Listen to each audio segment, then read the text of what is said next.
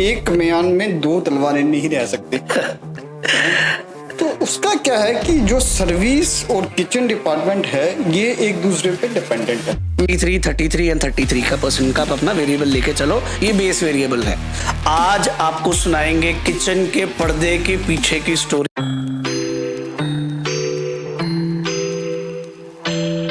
Welcome, ladies and gentlemen, to the third episode of the Kitchen Stories. Not everyone can become a great chef, but a great chef can come from anywhere. आज आपको सुनाएंगे kitchen के पर्दे के पीछे की story एक chef की जुबानी। It gives me immense pleasure to announce this season's third guest, एक डॉक्टर, एक शेफ, संजय जम्वाल साहब। Thank you, thanks for having me here.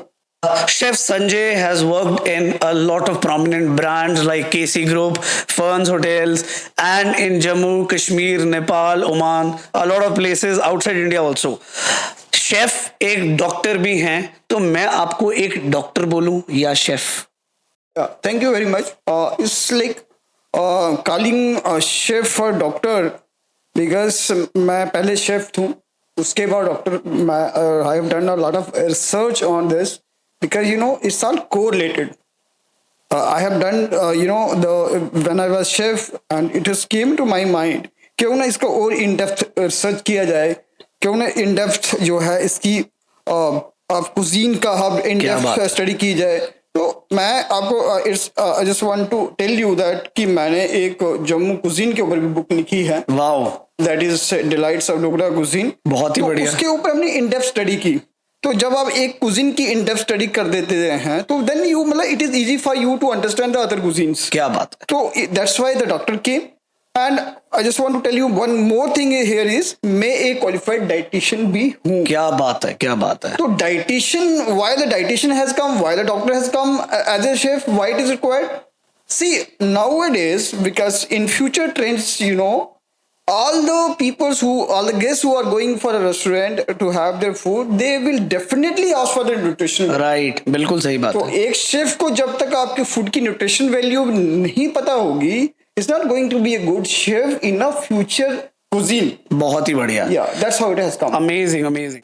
So chef, आपका एक डेजिग्नेशन है कॉर्पोरेट शेफ की।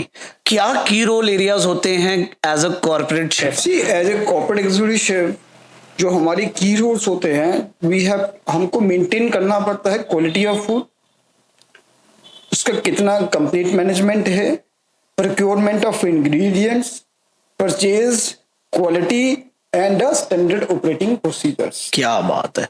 एंड ये एसओपी सारे किचन डिपार्टमेंट ही प्लान करता है? सी जो किचन के हैं वो किचन वाले प्लान करते हैं। बहुत ही बढ़िया। और देखो, आपको कहीं भी दुनिया के अंदर होटल चलते हैं तो उसमें हर जगह ऑनर्स नहीं बैठे रहते हैं, तो वो एक एसओपीज के अकॉर्डिंग चलते हैं और उसमें स्टैंडर्ड ऑपरेटिंग प्रोसीजर रहता है कि कौन सी चीज कैसे बनेगी, कितना ऑयल डलेगा, कितनी देर, उसका मेथड ऑफ कुकिंग क्या रहेगा। That is SOPs, that's we have to हर जगह हमको वो इम्प्लीमेंट करने होते हैं। और क्वालिटी ऑफ फूड जो है वो मेरा एक प्राइम ड्यूटी है। इनोवेशन, क्रिएटिविटी जो है ये, और इन चीजों को जो है इसकी अपने खाने में ये चीजें लानी, ये मेरी एक रोल है। तो शेफ, ये तो आपने बता दिए कि आपके की रोल एरियाज क्या हैं और ये एक फ्रेमवर्क के हिसाब से काम करते हैं, बट एक प्रॉपर्टी पे काम करना तो समझ आता है, आप 4 या 5 प्रॉपर्टीज इकट्ठे कैसे संभाल रहे हैं? देखो, मैं आपको पहले ही उसमें आंसर दिया है कि स्टैंडर्ड ऑपरेटिंग प्रोसीजर रहता है। तो हम लोगों ने, आप कहीं भी जाएंगे केसी ग्रुप में मैं बात कर रहा हूँ, तो आप एक दाल मखनी खाएंगे, एक रोगन जोश खाएंगे, जो आप केसी में खाएंगे वही टेस्ट आपको दूसरी जगह रायल पार्क में मिलेगा, रेगालिया में मिलेगा, एक्सप्रेस डाइनिंग में मिलेगा। तो उसका मतलब ये है कि हमने एक प्रोसीजर बना दिया और एक स्टैंडर्ड फॉर्मेट बना दिया, सो दैट वो जितने भी शेफ्स है डाउन द लाइन उनको ट्रेन किया है कि आपको ये रेसिपीज फॉलो करनी है एंड आपको ये एंड रिजल्ट जो है देना है। तो ये हम लोग जो है उसमें फॉलो अप करते हैं कि हम लोग कैसे स्टैंडर्ड ऑपरेटिंग प्रोसीजर्स जो है फॉलो अप करें। शेफ, ये तो आपने बहुत ही बढ़िया बात बताई, because I can resonate with this personally.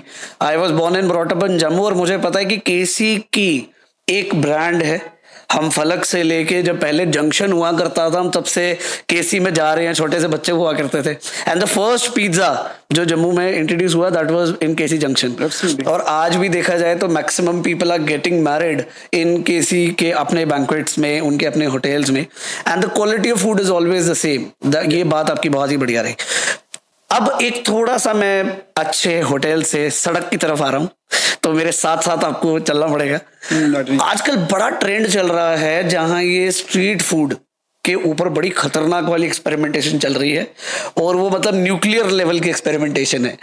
बड़े सारे फूड ब्लॉगर्स उसको शूट कर रहे हैं, जैसे chocolate Maggi, chocolate momos, strawberry momos and all these things.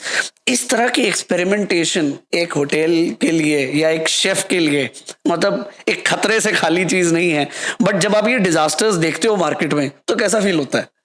सी आजकल जो एक्सपेरिमेंट्स एवरी सेकंड पर्सन में जो रील में देखता हूँ, they are doing their own experiments with different ingredients and which is very harmful. बहुत बहुत खतरनाक है ये। आप ऐसा नहीं है कुछ भी इंग्रेडिएंट को डाल के आप उसको प्रेजेंट कर दे रहे हैं, है ना। और आप दूध में मटन डाल रहे हैं, दूध में फिश डाल रहे हैं, स्ट्रॉबेरी डाल रहे हैं, एंड उसका एक डिजास्टर हो जाता है। राइट। आप उसका आपसे आपका जो हेल्थ है उससे काफी उससे खराब हो जाएगा वो। आप ऐसे नहीं कर सकते हैं। दैट्स व्हाई एक हम लोग प्रोफेशनल्स रखे होते हैं। सारे जितने गुड होटल्स हैं हमारे पास डाइटिशियंस रहते हैं। डाइटिशियन जो है वो उसको आपको ऑथराइज करता है कि ये वाला आप खाना इसके साथ मैच कर सकते हैं।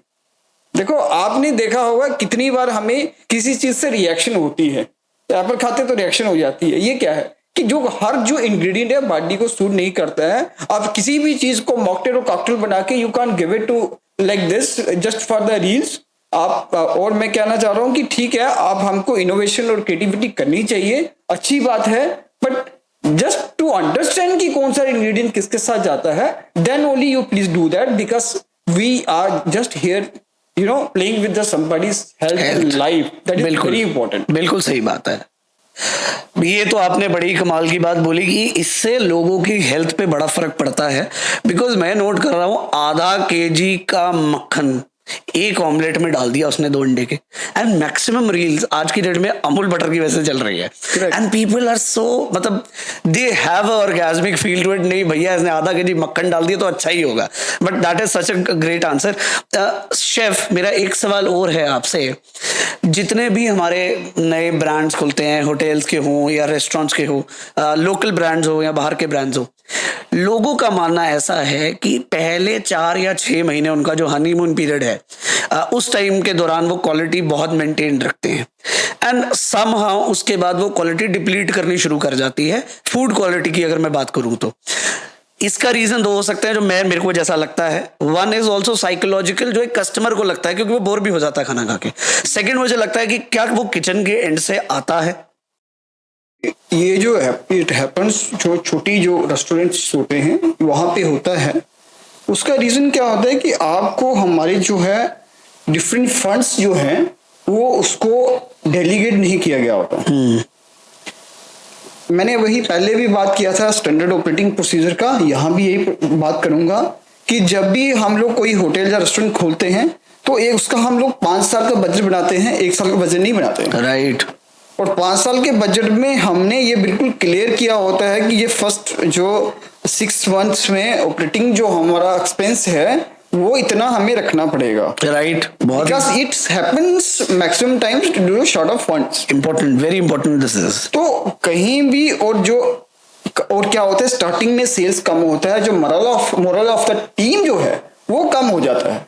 बट एज ए ऑनर और एज ए कंसल्टेंट और एज ए शेफ हमारी ड्यूटी बनती है कि to keep the moral of the team high, and we have to make them understand whether हमारे पास 1 गेस्ट आते हैं चाहे 100 गेस्ट आते हैं, we have to keep the standard remain same, चाहे वो कोई भी क्वांटिटी हो और कोई भी खाना हो जो भी हम रेस्टोरेंट में दे रहे हैं। तो बट एक्चुअली में ऐसा होता नहीं है, but yes due to short of funds it happens, and due to the model of the kitchen, जो किचन स्टाफ है उनको लगता है कि नहीं यार हम लोगों को अभी सेल्स कम हो गया है तो उसकी वजह से होता है। But we have to keep the हमारे जो SOPs हैं वो हमको रखना पड़ेंगे, फॉलो करने पड़ेंगे, और हमको अपनी टीम का जो मॉरल है और उसको मोटिवेट करता रहना पड़ेगा विद द हमारा mission and vision of the company. तो शेफ, ये तो आपने बड़ी सही बात बोली कि अपना केपेक्स और ऑपरेटिंग एक्सपेंस के लिए आपको जो पैसा रिजर्व करना है,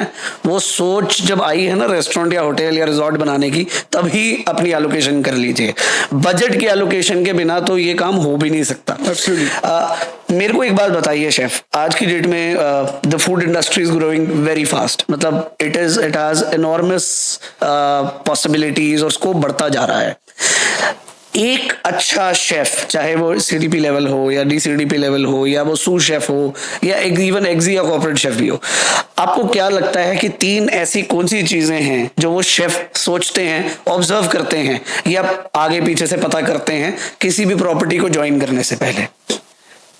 जो शेफ देखता है वो एक ब्रांड देखता है।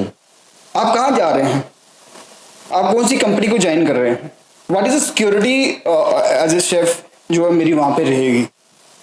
तो एक ये फर्स्ट थिंग है।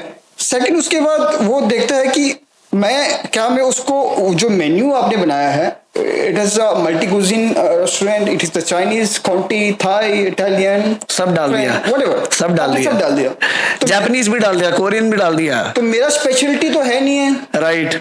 मेरा स्पेशलिटी एशियन कुजीन है, मेरा स्पेशलिटी इंडियन प्लस तंदूर है। तो how can I justify it, मैं उसको जस्टिफाई कैसे करूंगा? तो उसके लिए वो चीज वो दिखता है और it is important for his, because देखो आपका सैलरी ठीक है, लेकिन आप वहां पे जाके अपने आप को जस्टिफाई नहीं कर पाएंगे, doesn't make any difference to the company. तो ये 2 चीजें हैं। और तीसरा वो देखता है कि उसका जो है वहां पे जॉब सिक्योरिटी कैसा रहेगा, एंड मतलब कि वो कंपनी कितनी देर रन करेगी, और उसका मतलब कि उसको जो what are all the benefits is getting there, of course the salary is also one of the part.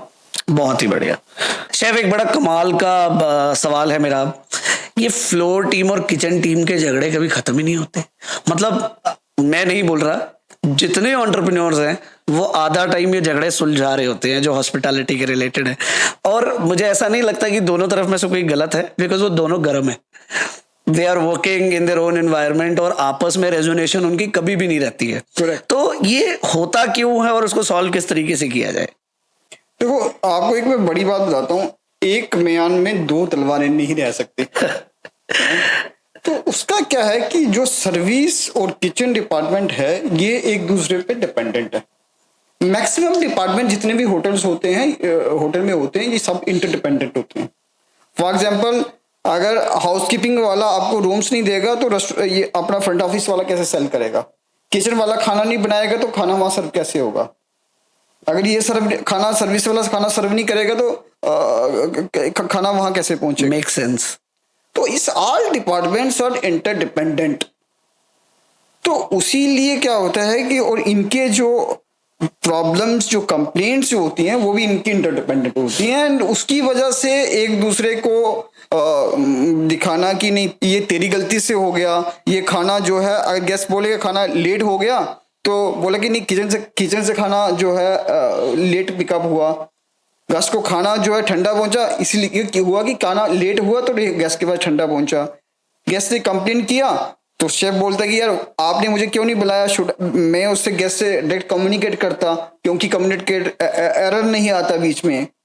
तो ये चीजें जो है इनका, और इससे क्या होता है कि ये चीजें होती रहेंगी तो हमें भी उससे एज ए मैनेजमेंट हमको थोड़ा अंडरस्टैंड रहता है कि there is a proper system is going, कि फ्लोर पे क्या हो रहा है। Yes. और फ्लोर को पता रहता है किचन में क्या हो रहा है। और ये झगड़े चलते ही रहेंगे जैसे बीवी और पति के झगड़े हैं।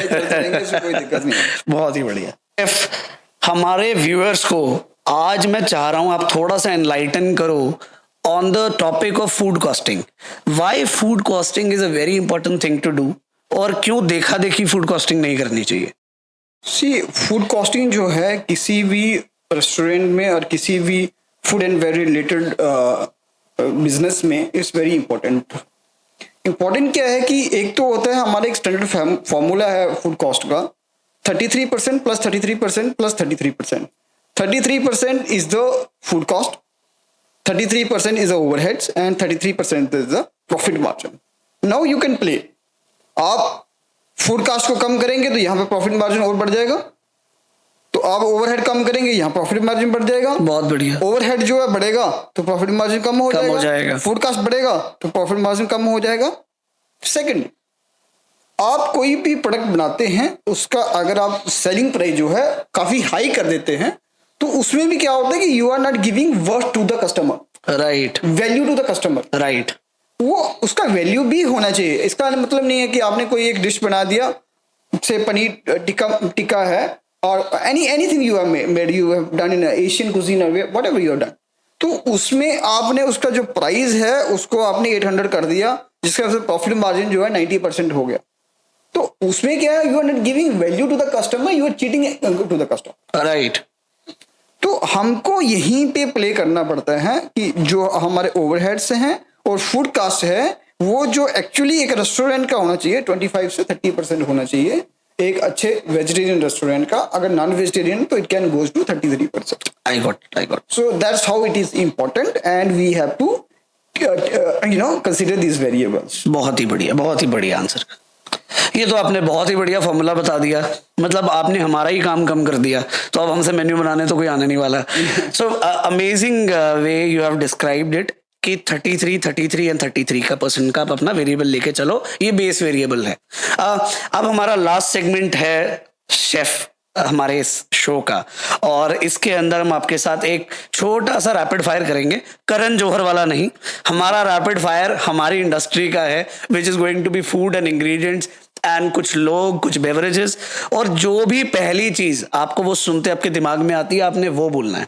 टाइमर शुरू हो जाएगा, आपको बस उसका बात का जवाब उसी ड्यूरेशन के आसपास देना है। Sure, let us start. So पहला rapid fire topic is garlic, life of Indian food. क्या बात है। हींग, medicine value. UT and KST boys, lifeline of the kitchen. Backbone भी बोलते हैं उनको, ये भैया बड़ी इज्जत करनी पड़ती है। Food complaint, You can't improve the food. Okay, amazing. Best beverage, चाय। best comfort food, खिचड़ी। क्या बात है। Thank you Sanjay chef for being here with the kitchen stories, और बहुत ही मजेदार सेशन था। हमने शायद इतना एंजॉय अभी तक किया ही नहीं किसी के साथ, बट आज आपके साथ हमने बड़ा एक इंटरैक्टिव सेशन किया है और व्यूअर्स को भी हमारे बहुत नॉलेज मिलेगी आज। And thank you so much for coming. Thank you very much for coming Sanjay ji. Thank you, thanks for having me here. और ये हमारी तरफ से एक छोटा टोकन ऑफ एप्रिसिएशन आपके लिए। Thank you very much. मैं फर्स्ट बोलना चाहता हूँ कि I am glad to be here. बहुत अच्छा लगा आपसे इंटरेक्शन करके, और काफ़ी हमने ऐसी डिस्कशंस की हैं और इंटरनेशनली, बट आज जम्मू में first time we have done that. और मैं कहता हूँ कि ऐसे एपिसोड्स होने चाहिए विच विल गिव एक फेस देता है जो हमारे न्यू एंटरप्रेन्योर्स हैं, जो हमारे लोग न्यू रेस्टोरेंट्स खोलना चाहते हैं, होटल्स खोलना चाहते हैं, रिजॉर्ट्स खोलना चाहते हैं, वो उनको एक जो है व्यू पॉइंट देता है कि हमें कैसे होना है, कैसे आगे काम करना है। तो ये बहुत इंपॉर्टेंट जो है आपने एपिसोड स्टार्ट किए हैं, and I am sure that कितने भी लोगों को, जितने भी लोग इसको वॉच कर रहे हैं, ये definitely get benefited of it, and वो इसको रिपीट करके सुनेंगे। ये आज हम आपको लिख के देते हैं। Thank you so much Sanjay ji, thank you so much. It means a great deal for us. Thank you so much. Thank you.